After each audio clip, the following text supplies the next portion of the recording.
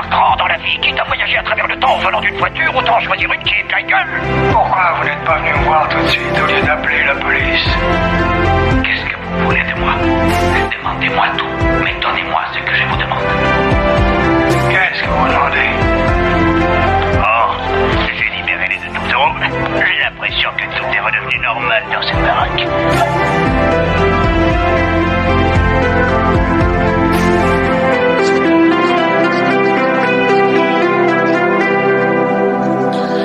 Françaises, Français, Belges, fans de Probotector et de Megaman, fans grincheux de Star Wars, déçus de Game of Thrones et amateurs de la trilogie des sorcières de Dario Argento, bienvenue dans l'épisode 5 des rencontres du troisième geek.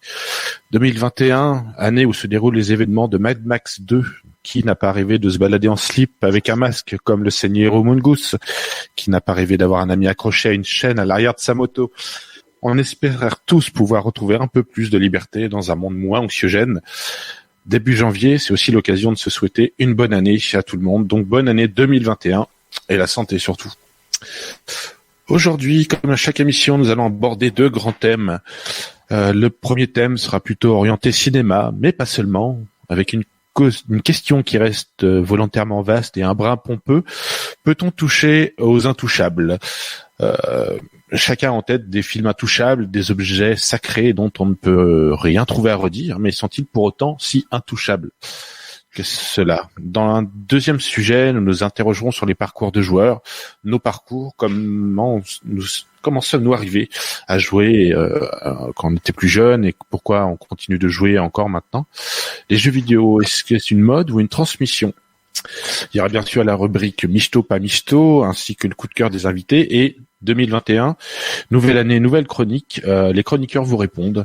Vous verrez ça tout à l'heure où nous avons reçu énormément de courriers de la part des auditeurs qui, en ce début d'année 2021, ont besoin de nos éclaircissements et de notre expérience. Deux chroniqueurs ce soir, comme lors de chaque émission. On accueille aujourd'hui Christelle. Bonsoir Christelle. Bonsoir. Comment ça va Christelle? Ça va super bien, je suis ravie d'être là. Merci beaucoup de m'avoir invité. C'est tout le plaisir est pour nous. Est-ce que tu peux dire ce que tu fais dans la vie et ce que tu aimes faire? Alors moi, je travaille à l'administration publique, je suis au ministère des Affaires étrangères depuis 2 ans. Ça se passe plutôt bien, mais c'est vrai que en dehors du boulot, j'aime bien passer mon temps à jouer aux jeux vidéo. Donc je pense que je suis au bon endroit ce soir. Peut-être. C'est ce qu'on va découvrir dans cette soirée. J'aime bien regarder le cinéma, regarder des films, des séries. J'aime bien les dessins animés aussi, les animes japonais. Je lis pas beaucoup de mangas, j'aimerais en avoir plus de temps pour le faire. Donc voilà, ça me fait plaisir de pouvoir partager ça avec les auditeurs de ce soir et avec vous. On va se lancer dans de beaux débats, je pense. On va voir, on a un sérieux candidat aussi qui était là lors du pilote de l'émission. On dit bonsoir à Mathis. Bonsoir. Mathis, est-ce que tu peux te représenter vu que tu reviens? Je m'appelle Mathis Nguyen, du coup j'ai 17 ans en terminale STD2A Génie Coton. Je suis très content d'être là pour la deuxième fois du coup. D'accord, et tes passions dans la vie? J'adore tout ce qui est cinéma, grand fan, j'adore le jeu vidéo évidemment aussi. Grand fan de manga aussi, j'ai une petite collection personnelle. Juste là d'ailleurs. Ah oui, c'est pas très radiophonique, mais non, on peut les voir. Mais en tout cas, voilà, grand fan de tout ce qui est pop culture en fait. D'accord, écoutez, bienvenue pour un retour, bien entendu, Franck à la régie qui a son micro coupé. Mais salut tout le monde. Comme d'habitude, Franck me fera des grands gestes quand je serai trop long, quand on sera trop long. Passons directement au sujet 1. Donc jingle, sujet 1.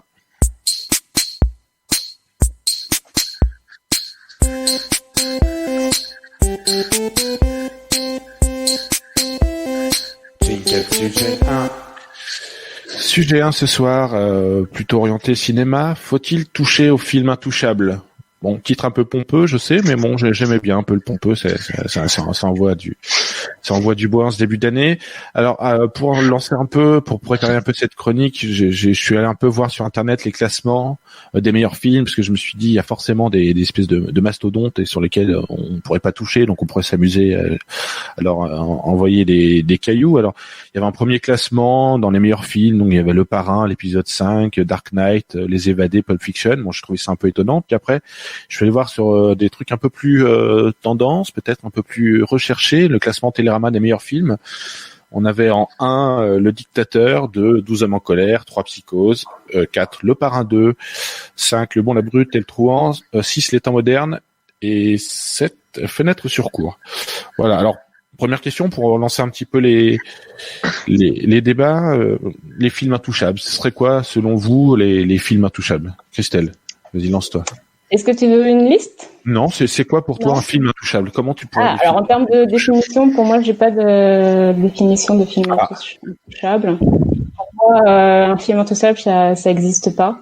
On va partir sur le côté technique d'un film. Donc à partir du moment où le film il est fait, c'est sûr qu'on pourra jamais le modifier. Mais une histoire, elle doit être revue, recorrigée, reproposée. Il s'agissait d'une interprétation à l'instant T. Alors j'ai envie de dire à tous ceux qui sont réalisateurs et fans de cinéma, lancez-vous et faites-nous des propositions sur tous les films, les grands classiques. N'hésitez pas à casser et à donner votre point de vue et votre interprétation de cette histoire. Et toi, Mathis, c'est quoi pour toi un film intouchable? Écoute, je pense que en fait, ce qu'on appelle film intouchable, c'est quelque chose d'assez personnel. En fait, je pense pas qu'il y ait réellement des Christelle de films complètement intouchables. Tous les films peuvent être critiqués en fait, mais je pense que personnellement, on a tous des films qui nous ont tellement marqués, même si on se rend compte qu'ils sont pas forcément bien, c'est pas des films qu'on a envie de critiquer parce qu'ils que ce soit par nostalgie ou parce que c'est des films qu'on a juste vraiment beaucoup aimés. Parce qu'il y a des gros mastodontes, hein. Enfin, il y en a un en particulier que je voudrais parler tout à l'heure, mais le Citizen Kane, voilà, des films qui sont considérés comme que j'ai pas vu d'ailleurs, donc je peux mais voilà, des films vraiment considérés comme le summum du cinéma, et enfin c'est en ça que je vois les films intouchables comme Ben-Hur ou d'autres grands films avec Liz Taylor, enfin des films qui durent 3 heures d'une certaine période. Je sais pas si vous en avez vu beaucoup, je sais pas si y a certains titres qui vous viennent un peu comme ça. Là, vas-y Christelle. Ah bon. Si, mais par contre, moi, j'aimerais bien revenir à ta première liste, Le Parrain, 5e épisode. Alors ça, c'est ce que tu avais dit au début dans le premier classement, 5e épisode dans la série. Non. Alors, je reviens. C'était le classement, c'était Le Parrain. Ensuite, c'est épisode 5 de Star Wars que j'ai pas précisé. D'accord, je comprends mieux. Je me suis dit, tiens, je le connaissais pas celui-là. C'est l'univers étendu du Parrain, c'est pour ça. Voilà, c'est ça. Mais alors, par contre, justement, pour poursuivre mon idée, si vous avez un 5e épisode à proposer au Parrain, n'hésitez pas. Bon, il faudrait déjà un 4e. Mais pour moi, justement, sur ma notion du film intouchable, allez-y, proposez des idées. Justement, on a tous envie de savoir ce que le Parrain pourrait donner. Est-ce qu'il aurait un héritier? Est-ce qu'il aurait Donc après, dans les films alors si on doit partir sur plutôt la définition... tes films préférés. Vas-y, on va voir si c'est des intouchables. Alors moi, en ça, justement, ce sont pas des intouchables, mais j'ai les grands classiques, Le Seigneur des Anneaux. Mais moi, mon numéro 1, c'est Usual Suspect. Mon film top numéro 1 qui a jamais été détrôné. Qui a jamais été détrôné? Non, j'ai encore trouvé aucun film qui l'égalait. Oh, Mathis. Alors après, comme dit Mathis, c'est un choix personnel. Ah, bah, bien sûr. Mais tu peux dire pourquoi il n'a pas été détrôné? Il joue à Suspect et Kaiser Soze, tout ça? Kaiser Soze, eh bien justement parce que l'histoire, elle est originale et on parle d'abord des bad boys avant de parler des gentils. Et donc ça, j'aime beaucoup ce point de vue-là. Justement, ce sont les usual suspects, des personnes qui sont tout le temps pris pour suspects, alors que peut-être qu'on se trompe, peut-être que finalement les bad guys ne sont pas forcément que des bad guys. Et en plus, ce qui fait que l'histoire est intéressante, c'est qu'à l'intérieur de ces bad guys, celui qu'on croirait le moins bad guy est le pire bad guy. Donc, non, voilà. Tu l'as vu, Mathis? Ouais. Donc, parce que c'est quoi en quoi pour toi? Ah bon, tu l'as un petit peu dit, mais pour moi, Usual Suspect, c'est vraiment le twist. C'est si vraiment on devait définir, c'est le twist final, le truc auquel on s'y attend pas. Et depuis, il y a quelqu'un qui excelle dans les twists, c'est Night Shyamalan. C'est pour ça. Moi, je peux te montrer ça. Qui c'est qui a réalisé Usual Suspect? Ah oui, Alors là, je sais plus du tout. Désolée, j'ai pas révisé mes classiques avant de commencer. Est-ce qu'on peut faire un réflexe Google Tu peux le faire discrètement, on a la radio, on peut tout faire. Mathis, est-ce que tu as un film pour contrer un peu le Usual Suspect? Un truc avec un twist? Alors, un truc avec un twist. Alors là, j'avoue que je pense que je pourrais trouver des critiques que je pourrais faire avec Usual Suspect, mais là, comme ça, j'ai pas non plus de film que je pourrais contrer. J'ai beaucoup aimé Usual Suspect. Hein, je pense que c'est peut-être aussi un de mes films préférés. Mais au niveau du twist, je pense qu'on pourrait dire qu'il est. Après, c'est parce que le film, il est raconté depuis le point de vue du policier, mais en fait, en revoyant le film, ce sera toujours le même film. J'aime bien les twists, moi, qui changent la façon dont on voit une histoire, alors que c'est vrai que Usual Suspect, on aura tendance à quand même le revoir vu que c'est du point de vue, du coup, du policier. On n'a pas des petits indices qui pourraient nous donner, qu'on comprendrait en fait après avoir vu le twist justement. Comme il peut y avoir dans Fight Club par exemple. Ouais, exactement. Ou là où il y a des images. Après c'est. Dans mon préféré, je veux dire. Et oui, t'as pas parlé de ton film préféré encore, Mathis. Alors, mon film préféré, je sais pas pourquoi, quand je pense à mes films préférés, j'ai Mad Max Fury Road qui me vient en tête. Oula. Tout le temps. J'ai vraiment adoré ce film. Sinon, il y a peut-être Grave que j'avais beaucoup aimé. Ouais. Mais c'est vrai que c'est pas facile de faire un classement des films préférés hein, quand même. Oui, c'est pas évident. Après, il y a il y a d'autres films de David Fincher. Sixième Sens, c'est David Fincher? Non, c'est Night Shyamalan. Ouais. Il y a d'autres films avec des twists. Mais parmi les on va dire les gros mastodontes, les films historiques qui ont marqué l'histoire du cinéma, qu'est-ce qui vous vient en tête en premier? Vas-y Mathis. Là, comme tu parlais de Citizen Kane, en fait, pour revenir sur la définition des intouchables, je pense que ce que les gens considèrent comme intouchables aussi, c'est des films qui vont apporter vraiment quelque chose de nouveau dans le cinéma, parce que Citizen Kane, il est souvent considéré comme le premier film moderne. Et c'est pour ça qu'en même temps, je pense qu'on peut les critiquer parce que justement, ils ont apporté des nouvelles choses, mais c'est pas pour ça que justement les films de maintenant, logiquement, ont toute l'expérience des films qu'il y avait avant. Et je pense que c'est à cause du statut de classique de ces films qu'on peut avoir du mal à les critiquer. Classique, ouais. Là-dessus, oui, je suis assez d'accord. C'est vrai que finalement, ce qui est aussi intéressant, c'est pouvoir faire évoluer le cinéma, voir ce que le réalisateur apporte de nouveau, aussi bien en termes de technique que dans la façon de mener l'histoire. Mais justement, c'est en ça que je trouve qu'il faut critiquer les films précédents et qu'il faut justement avoir ce regard pour pouvoir le faire évoluer et pour pouvoir justement proposer quelque chose de nouveau.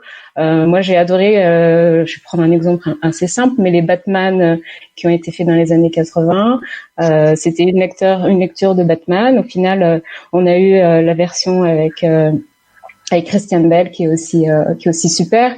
On reste sur les mêmes thématiques de Batman et pour autant les histoires sont toutes super à des époques qui sont complètement différentes.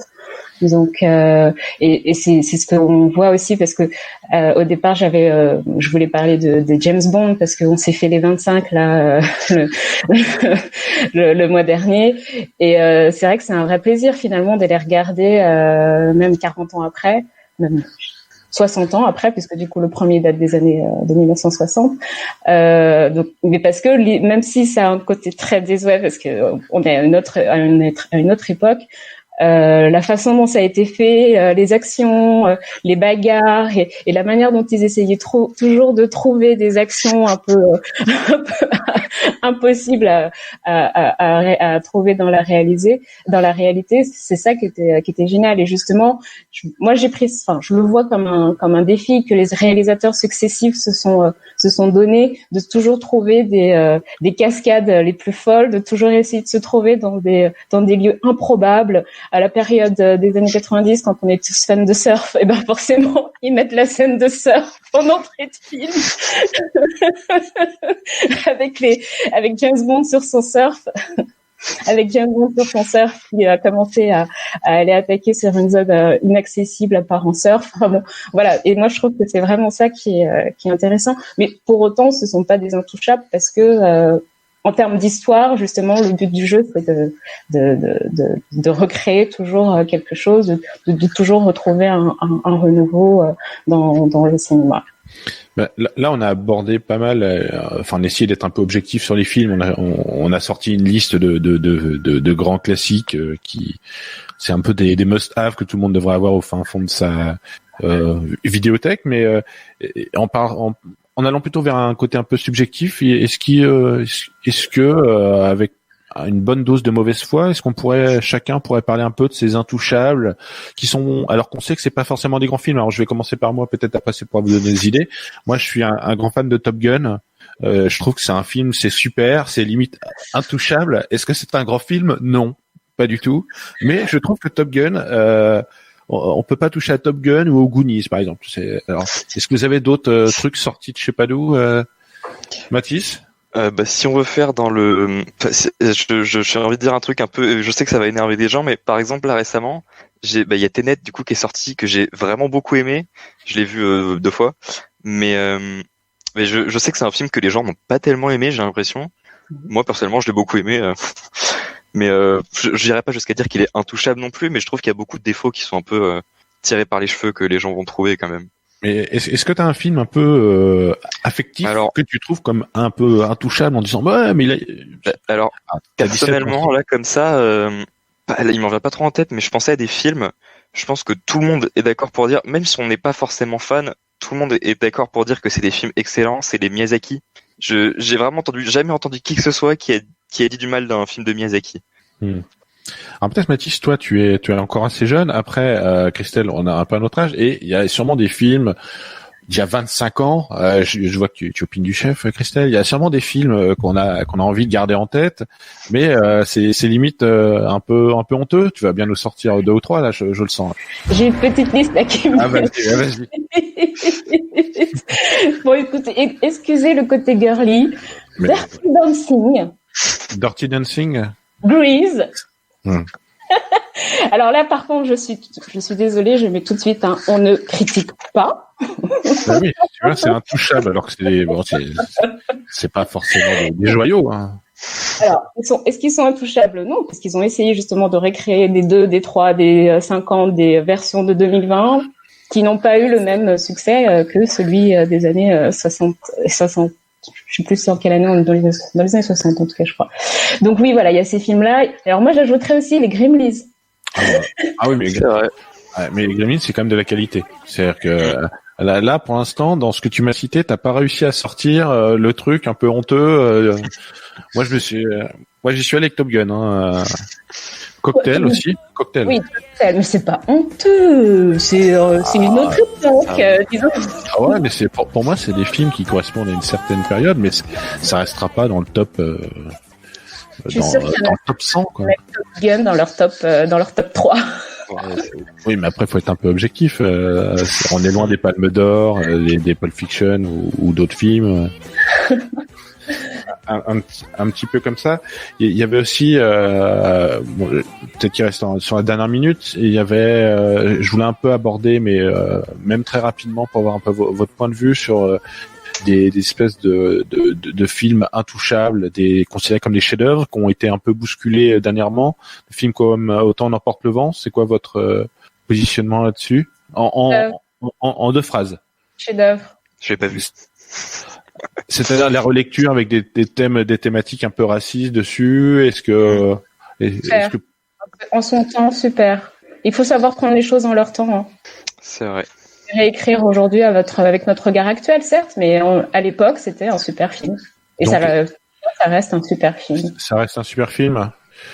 Bon, écoutez, c'est l'heure de passer maintenant à la séquence Michto, pas Michto. Jingle.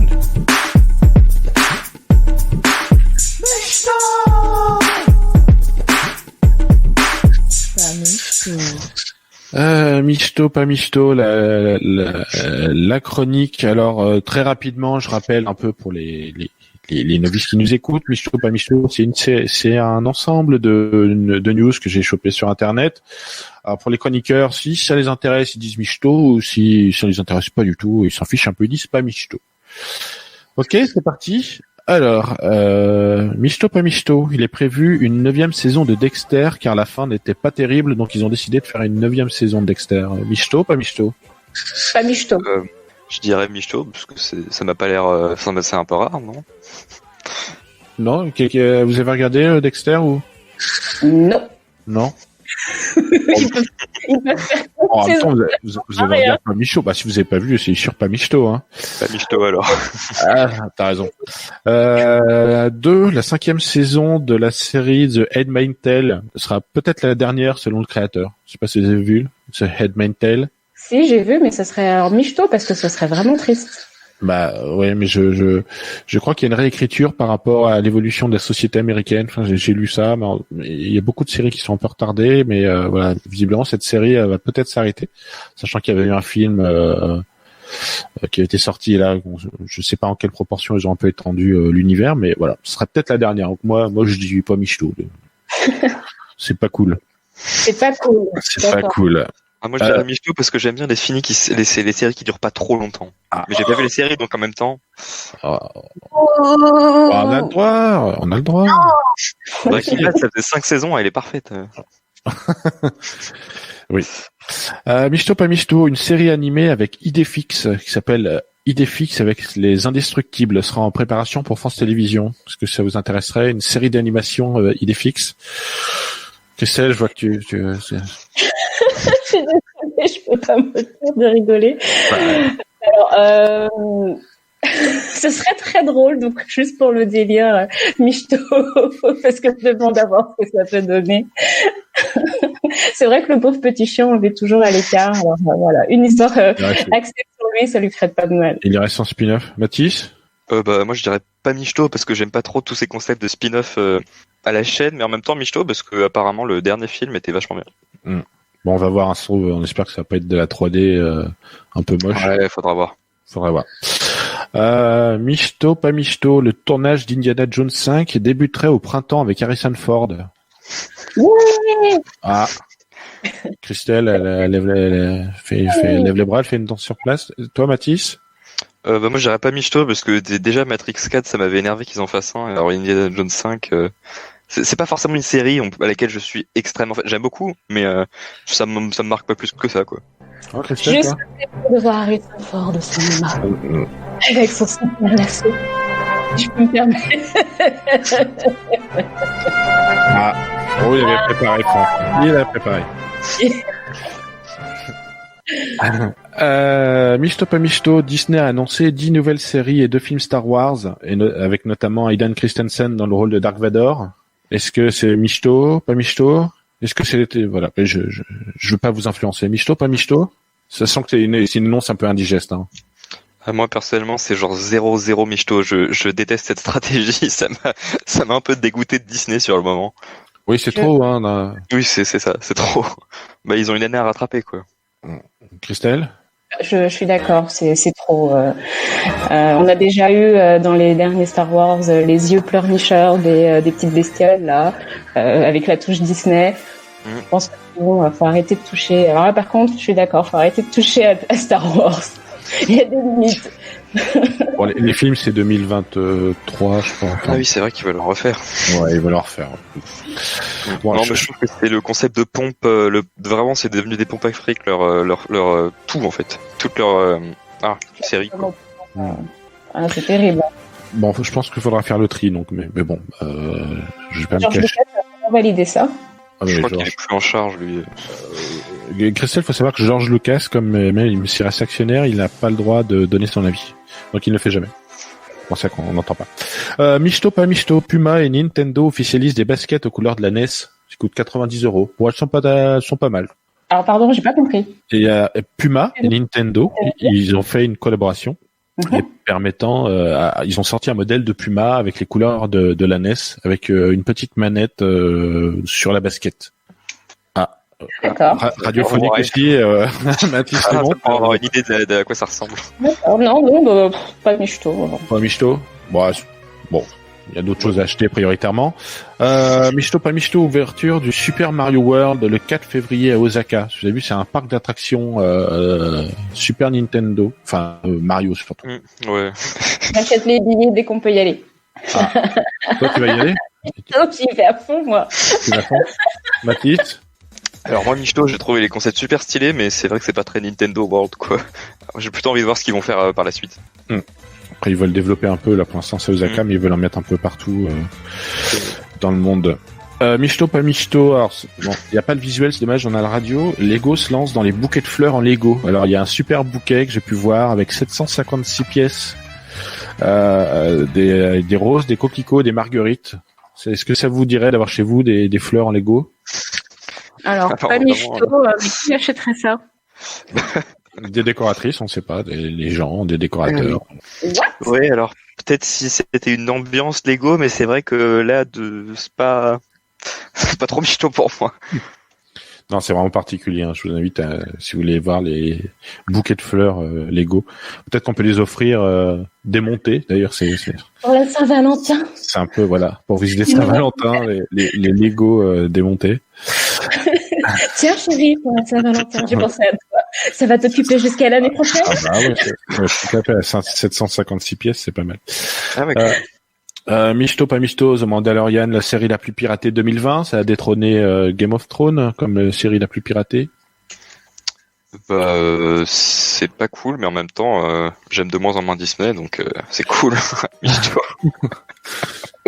Alors, moi, je dirais michto et je plaide coupable. Ah, on n'a rien entendu, personne ne nous écoute. Hein, c'est vrai. Personne n'écoute. Mais alors, attention, pirater légalement. Pirater légalement. Mais, bien sûr, bien sûr. Vous pourrez appeler la radio pour avoir l'adresse de Christelle, sans problème. Alors, autre, bon, Noël est passé, mais il y aura d'autres Noëls. Il y a un YouTuber qui a réussi à créer une réplique du grappin de Batman. En fait, il peut, c'est un J'ai truc et qui permet de se hisser à plusieurs mètres du sol. En fait, on lance un truc, ça se bloque et c'est un truc qui nous tracte. Et c'était marqué véridique. Quelqu'un, enfin l'inventeur a même réussi à grimper en haut d'un arbre. C'est son Ouais, truc. je l'avais vu la vidéo, je crois. Écoute, moi je trouve ça assez Michto. Hein. J'aime bien ce genre de concept. Alors, Christelle. Pareil, je trouve ça super cool. J'en achèterai un dès que ça sera commercialisé. Ah. Bon, et ben voilà, encore des idées cadeaux. Bon, il est l'heure de passer au sujet 2. Donc, jingle sujet 2.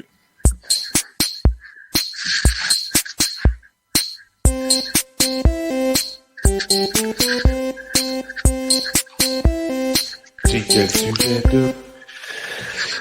Sujet 2 ce soir, sujet sur les jeux vidéo. Alors j'ai appelé ça les jeux vidéo mode transmission objet de consommation. Parce que j'avais envie qu'on puisse un peu parler de nos parcours de joueurs et que les auditeurs puissent un peu participer à cette discussion parce que les jeux vidéo c'est quand même un média qui commence à avoir une quarantaine d'années, qui a pas toujours bonne presse, mais bon ça on pourra en discuter. Et j'avais envie qu'on puisse un petit peu échanger sur nos parcours de joueurs. Alors, j'ai envie de poser première question, Mathis. Comment t'es arrivé à jouer aux jeux vidéo ? Alors, j'avoue que je crois pas que je m'en rappelle très bien, mais je pense que ça a dû commencer avec la DS. Je crois qu'il y a la DSi qui a dû sortir, DSi. Et à partir de là, j'ai commencé de plus en plus à jouer aux jeux vidéo. Moi, je suis Nintendo à fond. Je me suis diversifié au fur et à mesure, mais c'est vrai que de base, j'étais vraiment genre la DS, après la 3DS, etc. Mais est-ce que tu te souviens quand est-ce que les premières fois que t'as joué, c'est la famille, c'était à l'école, c'était tes parents? Ah non, c'est mes parents qui me l'ont acheté, mais je crois qu'ils étaient pas trop. Ils ont dû se rendre compte que c'était pas non plus le truc qui m'aidait le plus à me concentrer, mais ça, ils étaient très cool niveau jeux vidéo. Et sinon, j'essaie de me rappeler du premier jeu vidéo auquel j'ai joué, mais je sais plus du tout. Je crois que ça devait être Donkey Kong quelque chose. Non, Mario versus Donkey Kong, un truc comme ça. Oh, t'es sûr de tes sources là? Ouais, un jeu téléchargé sur DS, mais genre un truc avec des petits Mario robots. C'est une toute petite licence Mario en fait. Ça me dit rien a priori. Et toi, Christelle? Moi, c'est à peu près pareil, mais j'irai un peu plus loin. Je dirais que voilà, je suis de la génération. Je ne suis pas si âgée, hein, je précise.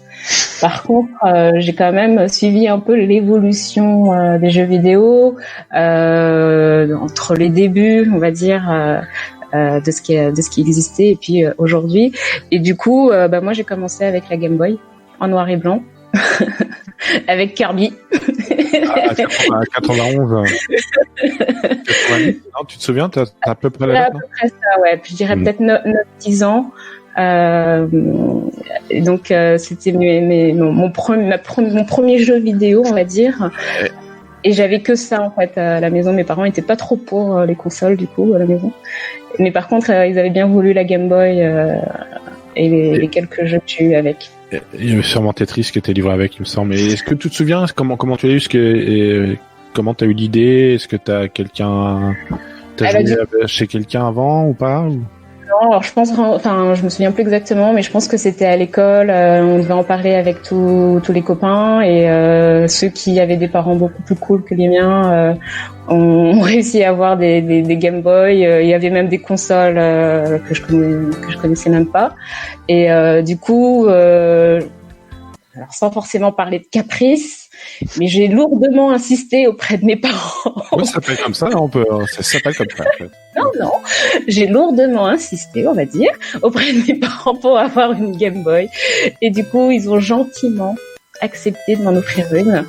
Et donc, comme on est 4 enfants chez moi, le petit frère a un peu lancé aussi la mode. Du coup, je l'ai eu à peu près avec lui. Mais voilà, le Kirby et sur la Game Boy.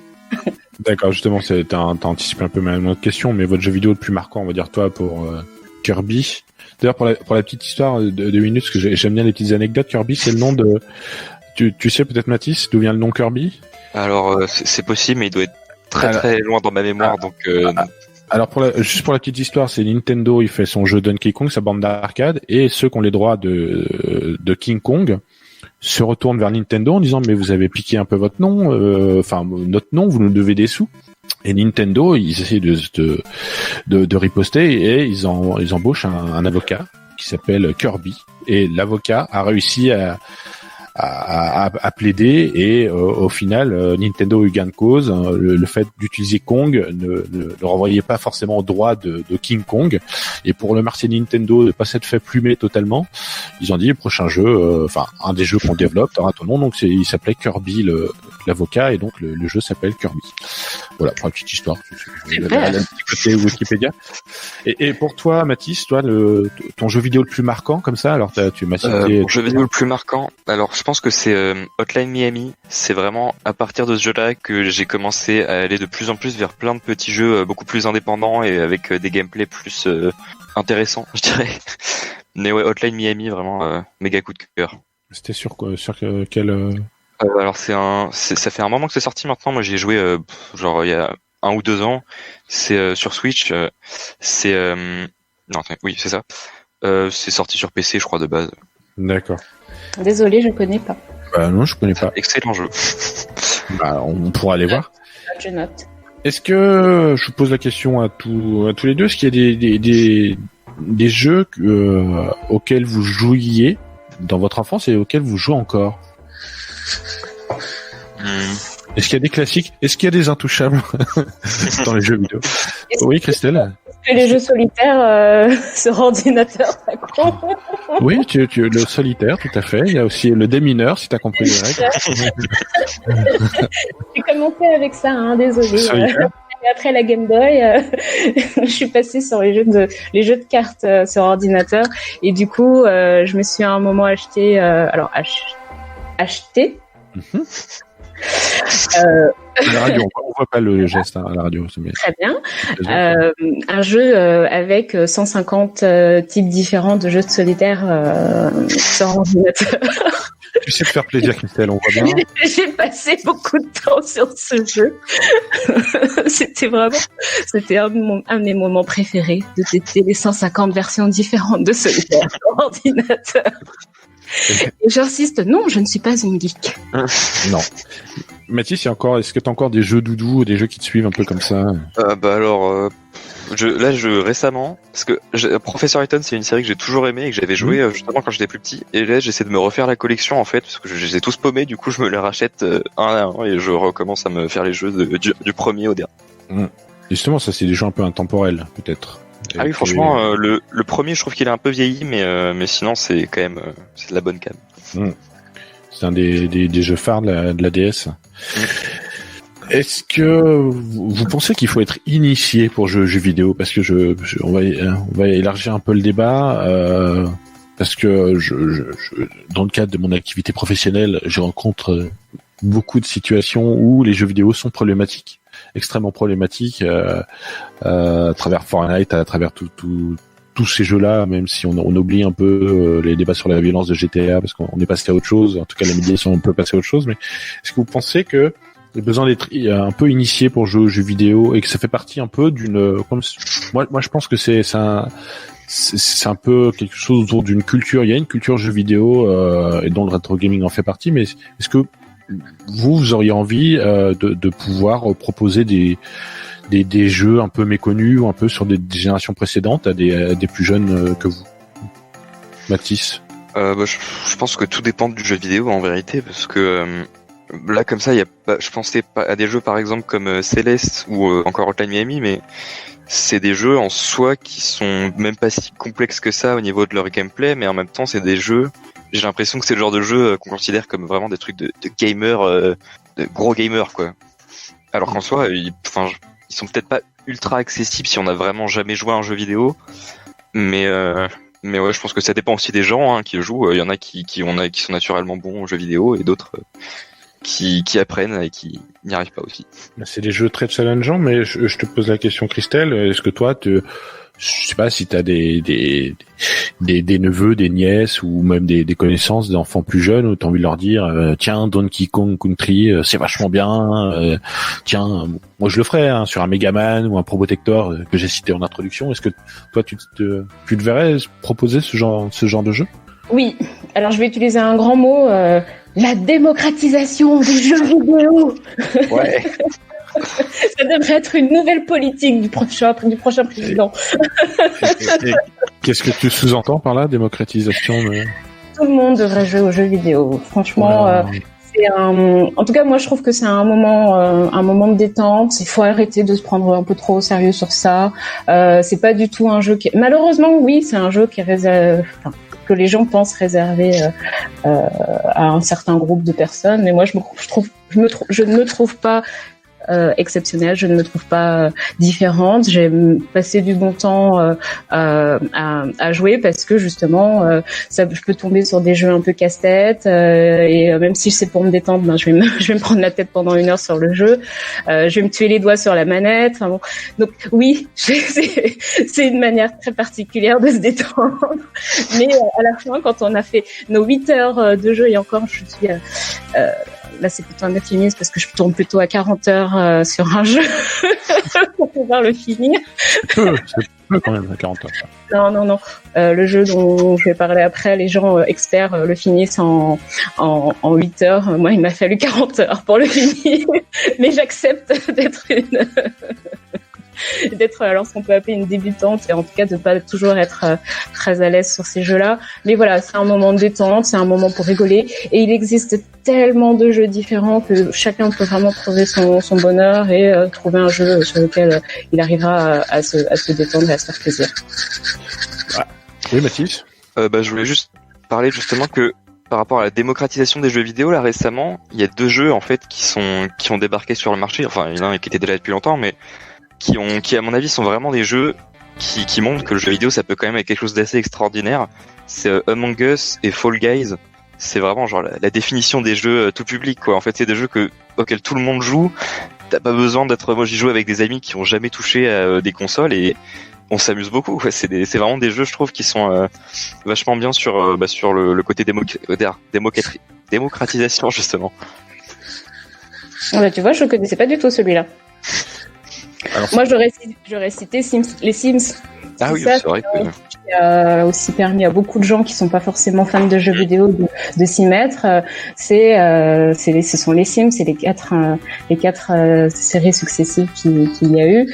Et alors là, justement, sur le 4, il le développe un peu à l'infini. C'est que il trouve à chaque fois au sein du jeu Les Sims 4 le moyen de le développer, de l'étendre, de trouver des nouvelles manières de jouer, de créer de nouvelles interactions avec les Sims. Et ça, moi, je trouve ça vraiment sympa. Oui, je suis une grande fan des Sims, si c'était pas clair. Mais tu peux. Mais, tu peux être à 300 heures de jeu. Justement, c'est des jeux vraiment à l'infini. Mais je voulais poser la question, vous avez un peu répondu, mais je voudrais quand même qu'on y revienne un peu dessus. Est-ce que vous trouvez qu'il y a un changement dans la perception des jeux vidéo? Ouais. Alors, moi, pour un peu répondre à cette question, je verrais un petit virage. Pour moi, ça a été l'aventure de la Wii. Qui a permis à un certain nombre de nouveaux joueurs de pouvoir se lancer un peu dans l'aventure avec un gameplay un peu facilité par les nunchuks et autres. Et ça a été il y a eu beaucoup de nouveaux joueurs et notamment en public féminin aussi. Ça a ramené un peu a augmenté un peu un nombre de joueuses. Est-ce que vous trouvez que le jeu vidéo a meilleure presse maintenant? Alors meilleure presse, je pense que ça dépend toujours des gens. De toute façon, les plus jeunes. En fait, comme il y a une nouvelle génération qui va émerger dans les médias, eux, ils auront grandi avec beaucoup de jeux vidéo, donc c'est sûr que de toute façon, si là, il y en a pas encore un gros, il y aura un tournant qui arrivera plus tard.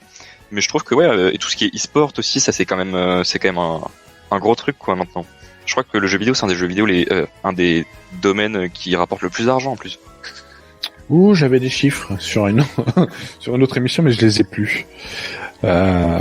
Oui, ça rapporte un peu d'argent et c'est une extension effectivement des clubs professionnels.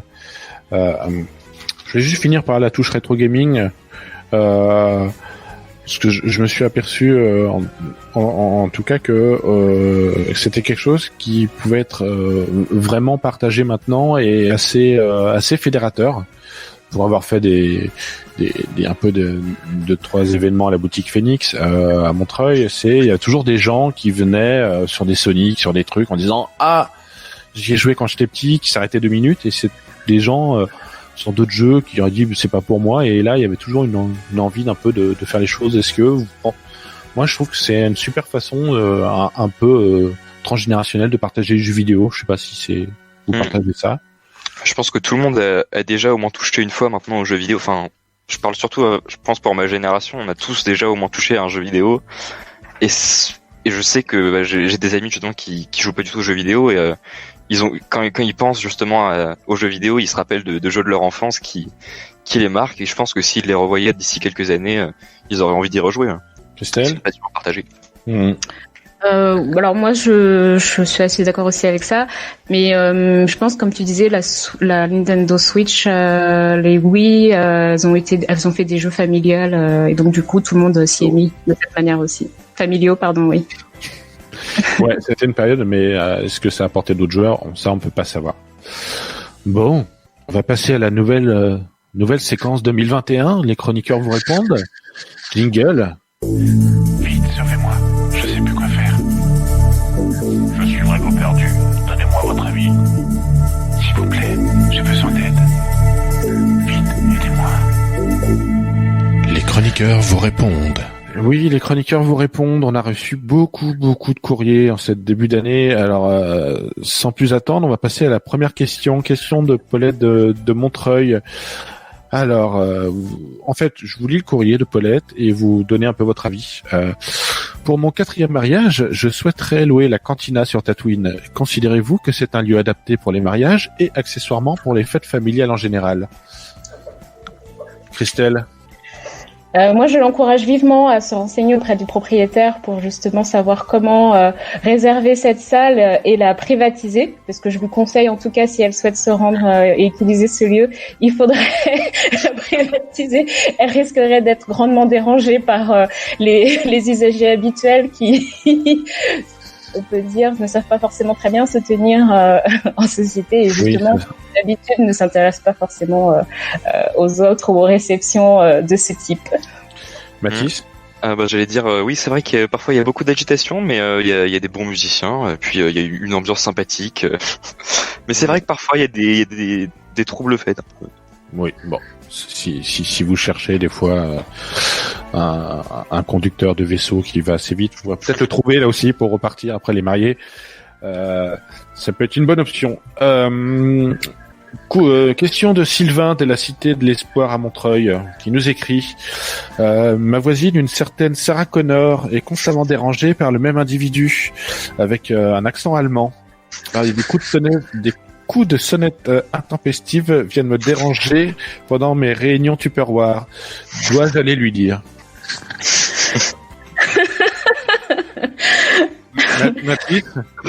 Mathis je lui conseille de regarder d'abord par l'œillet de sa porte, si possible, voir comment est l'individu, et s'il est vraiment trop redondant, d'appeler la police, mais en espérant qu'elle puisse faire quelque chose. C'est pas évident, hein, Christelle? Ouais, Cours. une prête à accuser. Ce serait mon seul conseil. Et déménage. Je viens de recevoir un autre message. Bonjour, il semblerait qu'après avoir entendu plusieurs coups de feu, Madame Connor ne semble plus être dérangée. Désolé pour le dérangement. Bon, visiblement la situation c'est un peu. Ah bah tant mieux. Arrangé dans un sens ou dans un autre. Oui, en tout cas voilà. Bon, la personne allemande ne vient plus. Un autre courrier de Thérèse des Lilas. Un hibou est venu apporter une convocation pour une nouvelle scolarité pour mon fils à la rentrée prochaine. Savez-vous si Poudlard, entre guillemets, propose une interface comme mon cartable en ligne et s'il est possible de suivre des cours à distance? Merci. J'ai entendu parler d'un système de portraits qui bouge, donc j'imagine que pour les cours à distance ça doit être plutôt pratique. Il y a Internet, il y a un peu un bon réseau, il y a. Ah ça, je crois que c'est un peu un peu vieillot. Ouais, voilà, c'est ça, c'est un peu vieillot. Ils sont. Non, vous avez bien compris, c'est le haut de gamme de la technologie, la téléportation par la magie. On peut se rendre à un endroit par juste grâce à un cadre magique. Vous n'avez rien compris. Adieu Internet. Pourquoi travailler à distance quand on peut se rendre où on veut en une seconde? C'est vrai. Mais il faut pas prendre le train pour aller à Poudlard? Bah justement, avec ces cadres magiques, plus besoin de prendre le train. Il faut aller à Poudlard pour apprendre la technique. Oula, et une fois qu'on a appris la technique, on peut se déplacer entre chaque cadre comme on veut. Le tout, c'est d'avoir un cadre magique. Moi, je pense qu'il y a beaucoup d'expérience à retirer. C'est ça. Et on sait très bien où trouver ces cadres. Bon, merci pour cette réponse pour Thérèse. Alors, Jean-Luc de Pantin qui nous écrit j'ai récemment adapté un chat au nom de Gizmo. Depuis, je suis harcelé au téléphone par le même interlocuteur qui me répète sans cesse Gizmo, caca. Que puis-je faire? Mon chat le vit très mal.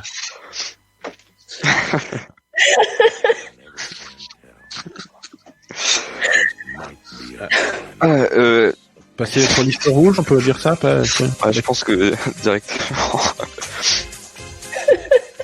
Est-ce qu'il a essayé de retracer les appels, peut-être faut la voir. Touche R, la touche R du téléphone, peut-être. C'est une blague de vieux, ça. Non, mais un chat qui dit Gizmo, ça me dit pas grand-chose. Gizmo caca, c'est pas sympa les blagues au téléphone. C'est clair. Bon. Courrier, j'en ai plein, alors c'est pour ça que je vais un peu vite, avant que Franck fasse des grands gestes. Yvonne Delila. Après avoir regardé une vidéo étrange sur internet, une fille étrange habillée en blanc avec des longs cheveux sort du puits et essaye de sortir de la télé. Pour le moment, nous éteignons la télé à temps pour l'empêcher de sortir. L'Euro de foot arrive bientôt et j'ai peur que mon mari ne soit pas assez rapide. Que dois-je faire? La garantie de la télé marche-t-elle? Moi, je pense qu'il y a moyen peut-être d'essayer de lui proposer de regarder le foot avec elle. Si ça se trouve, elle est sympathique. Je pense qu'il y a moyen d'organiser une rencontre. Faut se demander pourquoi elle essaie de traverser la télé à ce point. C'est bien qu'elle a peut-être des intentions pas forcément négatives. Oui, c'est vrai. Exactement, voilà. Christelle? Pas de haine, il faut accepter les gens tels qu'ils sont. Elle veut juste se faire inviter. Alors acceptez-la dans votre canapé et voyez ce qui peut arriver. Peut-être des bonnes surprises. Peut-être, effectivement. Autre courrier de Pierrot d'Aubervilliers. Bonjour, je viens de recevoir une lettre de refus concernant un poste que je souhaitais obtenir. Étant assez déçu, j'hésite à en parler à mon parrain qui marie sa fille fin janvier. Est-ce que je dois postuler ailleurs? Merci pour votre éclairage. Pour moi, il aura une offre que vous ne pourrez pas refuser. Une bonne réponse. Donc, il devra aller voir le parrain? Mon parrain? Je pense que c'est possible, ouais, ça me paraît une bonne idée. Ouais, je pense. Il va voir. Autre question de Jean-Guy de Boboche. Bonjour, je viens de trouver 4 tortues orphelines dans une mare. Je pratique moi-même le tai chi. Vers quel âge pensez-vous qu'il serait judicieux d'enseigner les arts martiaux à ces tortues? Merci. Je pense que le plus tôt possible, ce sera le mieux. De ce que j'ai compris, c'est des petites bêtes qui grandissent assez vite. Il faut leur donner des noms aussi rapidement, ça les aide à grandir avec une personnalité. Et oubliez les feuilles vertes, donnez-leur des pizzas. Ouais, ça marche mieux. Donc, Plus de calories. pour Jean-Guy, dès que possible. Hein. Possible, n'attendez pas. Josiane de Bagnolet. Mon fils de 14 ans vient de terminer l'intégralité de la série Friends sur Netflix. Il s'étonnait souvent de voir les personnages sur le même canapé, comme s'il était toujours libre. Je parle du canapé, enfin, elle parle du canapé. Je pars de suite au commissariat chercher mon fils en garde à vue à la suite d'une bagarre au Starbucks des Halles, car il a viré des gens du canapé. Dois-je le disputer en rentrant à la maison? Je pense que c'est vrai que c'est pas très sympa d'avoir viré ces gens du canapé. Non, alors moi je dirais son enfant n'a pas très bien compris le concept de Friends. Donc traduction en anglais de amis. Donc le but c'était plutôt de partir à Starbucks, essayer de faire de nouveaux amis en s'asseyant sur ce fameux canapé. Il aurait dû essayer ça, on sait jamais. Mais vous, ça vous choque jamais que dans Friends, ils ont toujours leur canapé de libre? Enfin, il y en a un qui vient le matin dès l'ouverture, qui va dessus et qui... Non, alors en fait, l'histoire ne le dit pas, mais ils ont payé le propriétaire pour qu'il leur réserve et qu'à chaque fois qu'ils arrivent, ils puissent s'asseoir. Ça, c'est le côté un peu dark de Friends. Désolé de vous l'annoncer. Bon, autre courrier, Jessie de Bagnolet. Bonjour, j'aimerais reprendre contact avec mon ancien prof de chimie au lycée, Jean Jaurès. Je viens d'investir dans un camping-car. J'aimerais lui proposer de faire du business ensemble. Si quelqu'un l'a connu, c'était entre 1993 et 1997. Personne connaît le prof de chimie de Jessie? J'ai connu 2 professeurs, mais je pense pas qu'ils aient travaillé à ce moment-là. Pour moi, ces professeurs sont peu recommandables, alors il vaudrait mieux essayer d'éviter de les fréquenter, risquez-vous de vous frotter à des situations inattendues. Alors après, c'est vrai que ce sont des experts en chimie et qui pourront sûrement vous être utiles sur le sujet, mais autant trouver un autre prof que celui-là.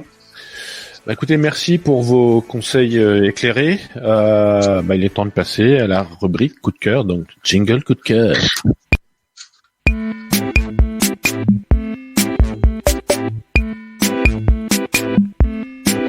Coup de cœur. Rubrique coup de cœur, comme lors de chaque émission, c'est un peu une carte blanche pour les chroniqueurs. Alors qui veut commencer? Plouf plouf. Oh, Mathis. Bon, Mathis, allez, vas-y. T'es plus jeune, allez. Récemment, j'ai regardé une série qui s'appelle Genndy Tartakovsky Primal. Magnifique accent anglais. Mais donc c'est Genndy Tartakovsky. Il est assez connu parce qu'il a fait Dexter, il a fait Samurai Jack. C'est 2 séries qui ont plutôt bien marché. C'est de l'animation. Et du coup, Primal, c'est sa dernière série. Et franchement, grosse claque. C'était vraiment excellent. En fait, la série n'a pas de, il y a des dialogues, mais il n'y a pas de paroles. En fait, l'histoire. C'est qu'on va suivre un homme préhistorique, en gros, qui va s'allier à un T-Rex après que tous les deux aient subi des histoires assez tragiques. Et mais alors vraiment l'histoire c'est tout bête, mais pourtant on s'attache assez bien au personnage, alors que justement, comme c'était avant, il parlait pas du tout. Donc les personnages ils sont pas muets évidemment, mais il y a pas de mots qui vont sortir, mais pourtant il y a quand même des dialogues. En fait, c'est ça qui est assez extraordinaire, c'est que par la mise en scène et l'animation, ils vont réussir à transmettre tout ce qui est émotion et même les dialogues. En fait, ils parlent entre eux, les personnages parfois. Et donc la série est assez violente. Hein. C'était ça, je m'y attendais pas trop, mais en fait, elle est vraiment bien violente parfois. Elle porte bien son nom en fait. Hein. C'est-à-dire que je crois que c'est la préhistoire, mais en même temps il y a des dinosaures, donc bon, c'est pas non plus très exact niveau chronologie, je pense. Mais du coup, ouais, en fait, on suit des personnages dans un monde qui est super hostile et ils ont tout perdu et ils vont essayer de continuer de survivre en fait. Et sur quelle plateforme? Alors, je crois que c'est sur Adult Swim. Je sais que c'est produit par Adult Swim, mais je pense qu'on peut le trouver. Moi, je l'ai trouvé en streaming, pas trop difficilement. Parce que Adult Swim, c'est pas HBO en France?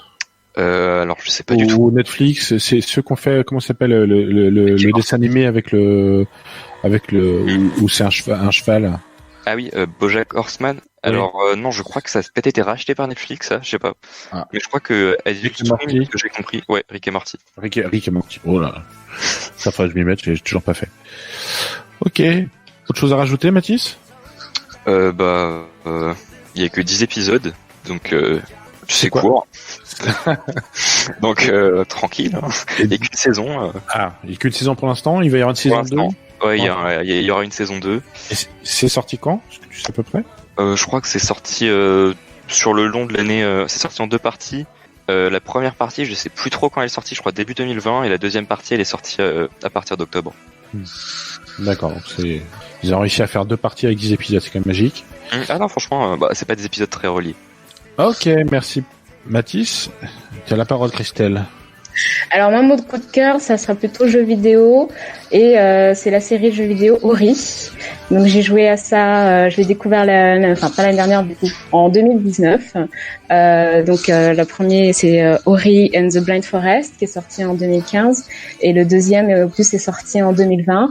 Et du coup, j'ai pu jouer aux 2 jeux. Donc, quand j'ai connu le premier, en fait, donc c'est développé par le Moon Studio et c'est les éditeurs de Microsoft Studio et c'est un jeu sur PC du coup et donc on avait regardé sur les sites de jeux vidéo les notes qu'il avait, il était plutôt bien accueilli, il avait des 19 sur 20, toujours en type de commentaires, belles images, musique exceptionnelle et un super gameplay.